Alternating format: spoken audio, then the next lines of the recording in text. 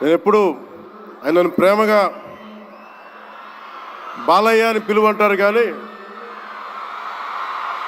నాకు ఆయన ఎప్పుడు సార్ అనే పిలవాలనిపిస్తుంది. నాకు ఆయన మీద నాకు అపారమైన గౌరవం. ఎవరిని లెక్క చేయని వ్యక్తిత్వం. తను అనుకున్నది బలంగా ముందుకు తీసుకెళ్లే వ్యక్తి.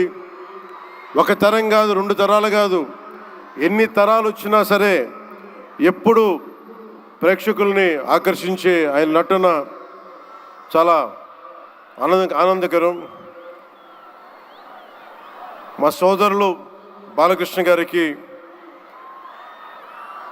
నా హృదయపూర్వక నమస్కారాలు. సినిమాల్లోనే కాదు, చారిటీస్లో కూడా ముందుంటాను. ఆ చారిటీస్ని గుర్తించే నరేంద్ర మోదీ గారి నాయకత్వంలోని కేంద్ర ప్రభుత్వం వారికి పద్మభూషణ్ అవార్డు ఇచ్చి, ఆయన మామూలు బాలకృష్ణ గారు కాదు, పద్మభూషణ్ బాలకృష్ణ గారుగా ఆయన గుర్తించడం చాలా ఆనందదాయకం. 28 సంవత్సరాలు పూర్తి చేసుకున్న ఈ సందర్భంలో ఎన్టీఆర్ ఈ ట్రస్ట్కి చాలా అద్భుతమైన భవిష్యత్తు ఉండాలి. ఇంకా వేలాది మందికి సహాయం చేయాలి. నాకు చాలా ఆశ్చర్యం కలిగించింది. చాలా సైలెంట్గా చేసుకెళ్ళిపోయే ట్రస్ట్ ఇది.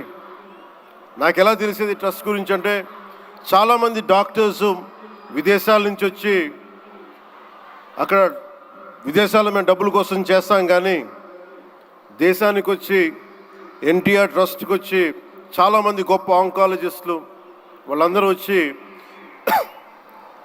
సేవలు చేయటం ఎంత స్ఫూర్తిదాయకమో ఎన్టీ రామారావు గారిది తెలుస్తూ ఉంది.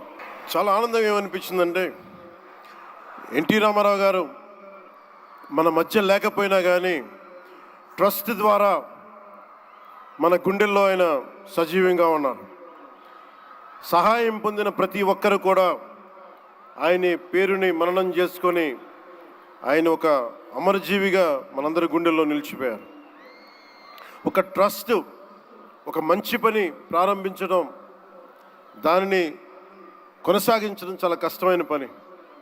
అలాంటిది 28 సంవత్సరాలు పూర్తి చేసుకొని, ప్రత్యేకించి ఈ రోజున తలసీమియా పేషెంట్స్ కోసం ఈ రోజున ఈ కార్యక్రమాన్ని డెడికేట్ చేయడం మనస్ఫూర్తిగా చాలా గొప్ప విషయం. ఇది తలసీమియా పేషెంట్స్ వాళ్ళకి నేను చాలాసార్లు రోడ్లు మనకి ప్రత్యేక సందర్భాల్లో కలుసుకున్నప్పుడు చిన్నపిల్లలు బారిన పడటం, ఒకసారి ఒళ్ళో